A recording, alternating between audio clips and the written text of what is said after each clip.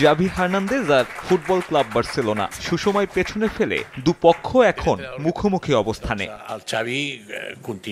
গত 5 মাসে তৃতীয়বারের মতো ভাগ্য বদলাচ্ছে জাভি হার্নান্দেজের। গত জানুয়ারিতে জানালেন মৌসুম শেষেই দায়িত্ব ছাড়বেন বার্সেলোনার। এরপর সপ্তাহ 3 আগে সে সিদ্ধান্ত বদল। এবার থাকা বা ছাড়া নয়, ক্লাব কিংবদন্তিকে সরাসরি বরখাস্তের সিদ্ধান্ত নিয়েছে কাতালান শিবির।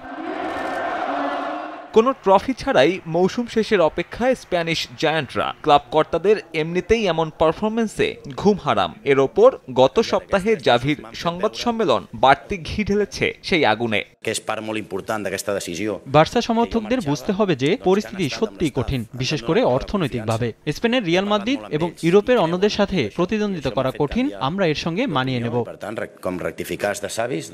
জাভির এমন মন্তব্যে অসন্তোষ বার্সা বোর্ড পরিচালকদের মাঝে। খেপেছেন প্রেসিডেন্ট হুয়ান লাপোর্তা নিজেও। এই গ্রীষ্মেই তাই জাভিকে ছাঁটাইয়ের সিদ্ধান্ত চূড়ান্ত। স্প্যানিশ গণমাধ্যমগুলোতে খবর, নতুন কোচের প্রাথমিক তালিকাও চূড়ান্ত করে ফেলেছে ম্যানেজমেন্ট।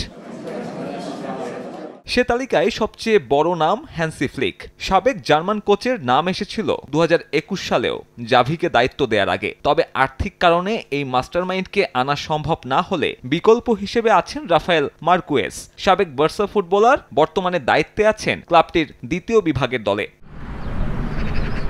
যদিও এত সহজে মিটছে না জাভি লাপোর্তা সাগা। বার্সার ডাগআউটে সাবেক বিশ্বকাপ জয়ী ফুটবলারের মেয়াদ ফুরবে আরো 2 বছর পর। এর আগে জাভিকে বরখাস্ত করলে 20 মিলিয়ন ইউরো ক্ষতিপূরণ দিতে হবে ফুটবল ক্লাব বার্সেলোনার। এমনিতেই আর্থিকভাবে ধুঁকতে থাকা ক্লাবটি বাড়তি এই খরচ টানার সিদ্ধান্ত নিতে পারে কিনা সেটাও বড় প্রশ্ন। সাব্বির মিথুন, সময় সংবাদ।